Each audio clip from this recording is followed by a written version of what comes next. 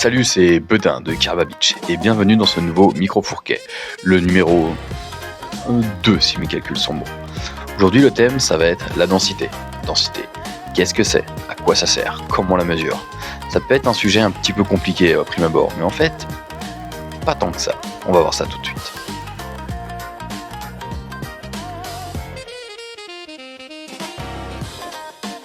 Alors, la densité, qu'est-ce que c'est? La densité, c'est la masse volumique relative d'un corps par rapport à la masse volumique d'un autre corps. Ouais, je sais, ça nous fait une belle jambe et j'avais dit que ça serait simple. Non, on va prendre un exemple plutôt simple. L'eau. L'eau, c'est 1 kg par litre. Ça, je pense que c'est communément admis. Eh ben, si j'ai un autre liquide qui est plus léger, comme de l'alcool par exemple, sa densité, elle va être inférieure à celle de l'eau. Va donc être inférieure à 1. Et si je prends un liquide plus lourd, comme du sirop, eh ben, sa densité va être supérieure à 1. Et voilà, c'est pas plus compliqué que ça. Maintenant, à quel moment on va la mesurer?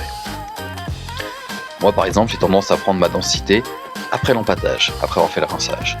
C'est juste un ordre d'idée, c'est à peu près pour savoir où sera ma densité initiale et est-ce que mon empâtage a eu un bon rendement, est-ce que j'ai bien extrait mon amidon et transformé en sucre.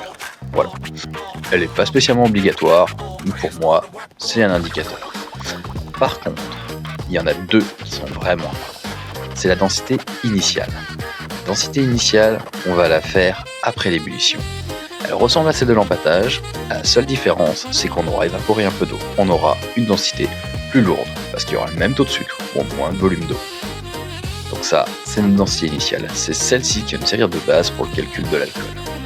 Et ensuite, on fait le refroidissement, on ensemence, on met des petites levures. Les petites bébêtes, elles vont manger du sucre. Et elles vont relarguer de l'alcool. L'alcool, ça a une densité plus faible que l'eau. Et du fait de manger du sucre, elles vont encore abaisser la densité. Et dès que ça sera stable, que cette densité sera stable, on aura notre densité finale. Avec la densité initiale et la densité finale, on peut calculer le taux d'alcool. Parce qu'une levure, quand ça mange 1 g de sucre, ça relarguera toujours la même quantité d'alcool. Alors je vais nous passer les calculs savants. Des calculateurs, il y en a sur internet, et pour ceux qui sont friands de formules, le forum de brasseurs amateurs a fait toutes les formules, elles sont super bien faites. Voilà. Donc avec ça, on a notre taux d'alcool. Une particularité à savoir aussi, c'est que plus il nous reste de sucre dans la bière à la fin, donc les densités hautes à la fin, plus on va avoir une bière un peu lourde, avec du corps. Et à l'inverse, plus on aura une bière avec une valeur faible en densité finale, plus ça sera une bière sèche. Voilà. Maintenant, comment la mesurer? Et quelles sont ces unités? Ça y est, c'est là que ça commence à être un poil le bordel.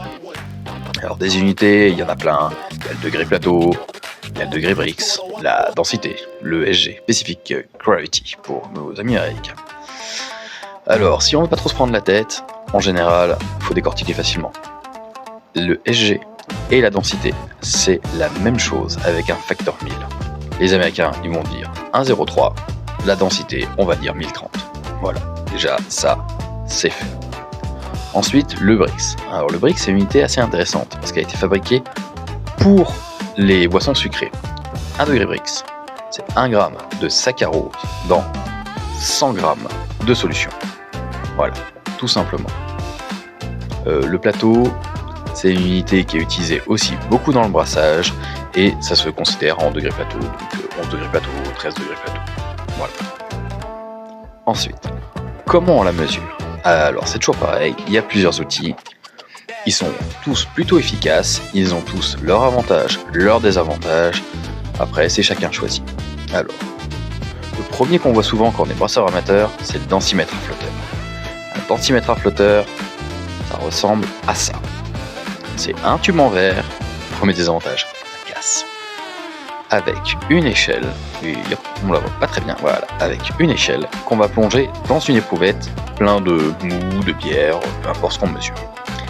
Et en fait, il est calibré pour avoir sur son échelle le 1 avec de l'eau à 20 degrés.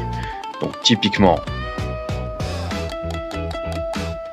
voilà ce que ça donne dans une éprouvette avec de l'eau. Et il flotte. Et là, on voit le médisque, là où ça arrête, le liquide, et commence l'air. Et entre les deux, pile à cette jointure-là, on lit la mesure, et ça va nous donner la densité. Alors, le premier désavantage, comme j'ai dit, c'est en verre, ça casse. Deuxième, il nous faut un volume de liquide. Donc quand c'est par exemple dans la phase d'empâtage, je peux le remettre dans mon brassin, ça me pose pas de souci. Par contre, pendant la fermentation, je vais éviter de remettre quelque chose qui est pas ultra stérile dans mon fermenteur. Donc il y a une perte. On considère en général pour un densimètre de cette taille-là, et il vaut mieux les prendre assez grands parce que la lecture est plus simple. Sinon les échelles sont vraiment réduites et la lecture est pas ouf. Donc pour un densimètre comme ça, c'est 33 à 50 centilitres. Et comme on fait plusieurs prises de densité pendant la fermentation, histoire d'attendre qu'elle soit bien stable, on peut faire vite des pertes. Après, si on brasse 300 litres, on s'en fiche. Ensuite, un autre outil qui est plutôt pratique. Le réfractomètre. Un réfractomètre, c'est un oculaire dans lequel on va mettre l'œil, ça se tient, et un cristal, enfin un prisme. On va déposer une goutte de liquide avec une pipette Pasteur. On va fermer le bout de plastique, on va faire la lecture. Comme on peut le voir ici, on va avoir une zone bleue et une zone incolore. Le trait, c'est notre densité. D'un côté, j'ai la densité et de l'autre, le Brix.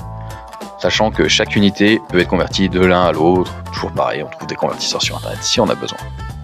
Ensuite, on peut trouver d'autres outils, on peut trouver des Brix électroniques. Donc là, c'est un peu plus cher.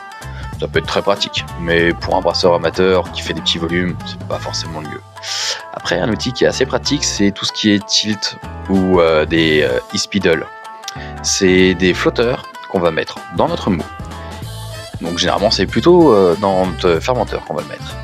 Et ça va nous donner à l'instant T la densité et la température. Et avec ça, on peut tracer un graphe. Et ça nous donne l'évolution et on sait quand la fermentation est finie, quand on peut mettre en bouteille sans forcément avoir des pertes. C'est plutôt pratique, ça coûte pas extrêmement cher. Et c'est un outil qui a été vraiment développé, j'ai l'impression, plutôt pour les brasseurs amateurs à la base. Voilà. Eh ben, j'espère que cette vidéo a pu répondre à quelques questions. S'il y en a d'autres, faut pas hésiter à mettre des commentaires, que ce soit sur cette vidéo ou sur les réseaux sociaux. Je me ferai une joie de répondre à toutes les questions possibles. Si la vidéo a plu, eh ben, j'encourage à mettre un petit like, un commentaire, même si c'est juste un petit coup, ça fait toujours plaisir, et à partager la vidéo. Allez, c'était Bedin qui vous souhaite un joyeux brassin. Salut!